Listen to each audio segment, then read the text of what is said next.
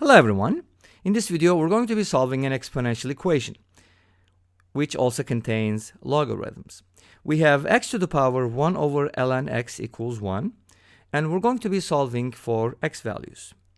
Now when you look at an equation like this, the first thing that comes to mind usually if you have dealt with equations like this is to log both sides. Since we are using natural log as our base, which is e, then it would make sense if we ln both sides. But before we do that, let's go ahead and take a look at it from different perspectives. So here's my plan.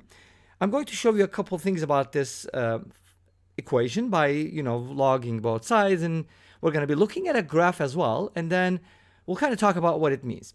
So notice that the answer is 1. So when you have something to the power something equals 1, those kinds of equations are actually very easy to solve. Because, for example, suppose you have a to the power b equals 1. In this case, we only have a couple options. For example, a can be 1, and b can be pretty much anything. A can be -1, and then in this case, b has to be even. Of course, that means that b has to be an integer in this case. Or a is not equal to 0, and b is equal to 0. Because any non-zero number to the 0 power equals 1. 0 to the power 0 is very problematic. We've looked at it in a couple different videos. So that's why we have to exclude a equals 1. A equals 0, I mean. Okay. So those are the cases. So looking at it from that perspective, I could safely say that x can equal 1, right? So what if x equals 1? But that causes a problem because we have a fraction 1 over ln x, and if x is equal to 1, then ln x is equal to 0, and then 1 over 0 undefined. No good. Okay, so that's problematic. So what am I supposed to do? X equals 1 cannot be the answer. And we also have the ln function, which means that if you're looking for real solutions, x must be positive. So we do know that x is positive and x does not equal 1. So those are the two restrictions for our domain. Under those conditions, let's see if we can find another solution. So let's go through the cases. Can a equal -1? Well, we just said that x must be positive, therefore we can't really use -1 here as a base. What about b being 0? Well, 1 over ln x equals 0 doesn't really give us anything because that means ln x needs to be infinity, but infinity is not a number. If x approaches infinity, then this happens, but it's just a limit. It's not a particular value that you can use. So this is also very, very problematic. So this equation is very problematic. What is going on, right? Let's go ahead and ln both sides and see what happens. Okay, from a different perspective. So I'm going to ln both sides. So ln x to the power 1 over ln x equals ln 1. All right. So let's go ahead and move this because that's the power rule. So 1 over ln x multiplied by ln x equals ln 1. But we just talked about ln 1. ln 1 is equal to 0. That is true for any logarithm. You have anything like any base, log 1 is always 0. Okay. So from here we get something very interesting. ln x cancels out as long as it's not equal to 0. ln x is equal to 0 if x is equal to 1. So you can safely say that, hey, suppose x does not equal 1, then I can cancel these out. But this gives us something even weirder. 1 equals 0. That's not good at all, right? This is absurd. This is nonsense. So what is that supposed to mean? It means that we don't really get any solutions by lning both sides. But sometimes lning both sides can be problematic. But let's go ahead and take a look at the graph now. So here I just graphed these two functions because we're looking for a solution to the equation x to the power 1 over ln x equals 1. So I am looking for an intersection point. I know I didn't give you the whole graph. Well, I was probably supposed to give you a little bit more, but let me tell you something. It's not going to change. And you're like, what?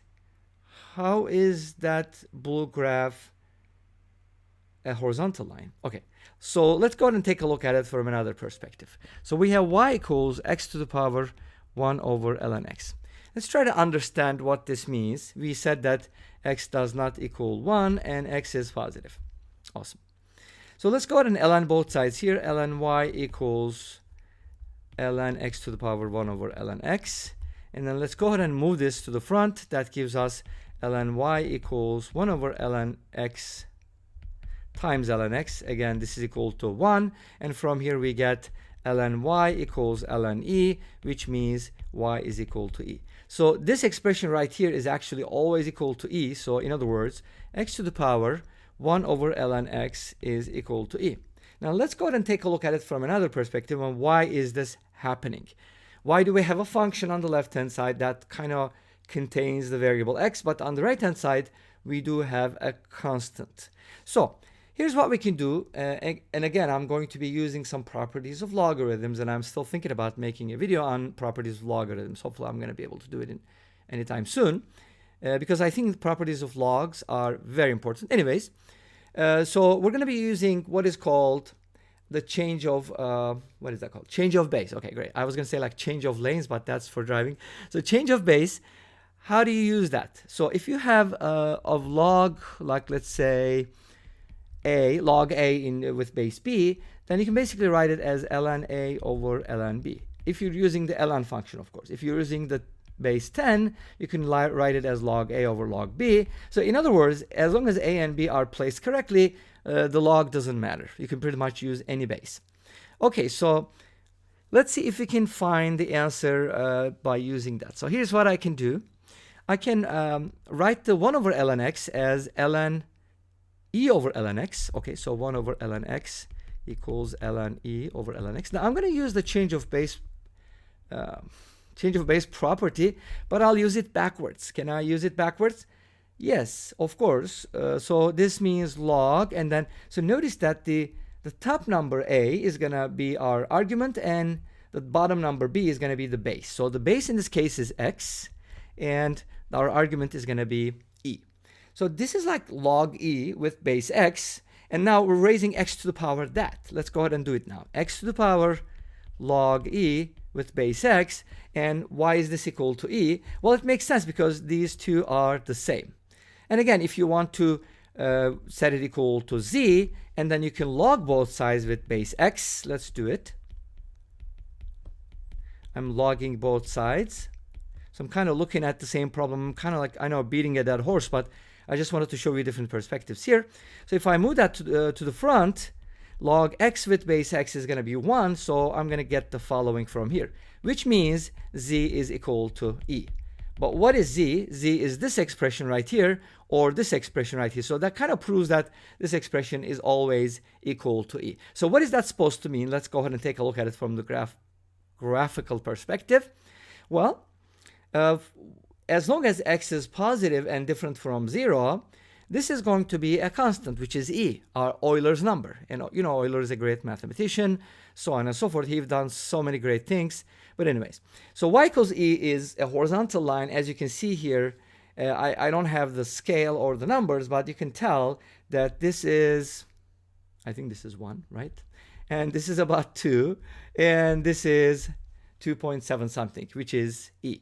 So that means that we have two horizontal lines. Obviously, they do not intersect. Therefore, this equation has no solutions. And this brings us to the end of this video. Thank you for watching. I hope you enjoyed it. Please let me know. Don't forget to comment, like, and subscribe. I'll see you tomorrow with another video. Until then, be safe, take care, and bye-bye.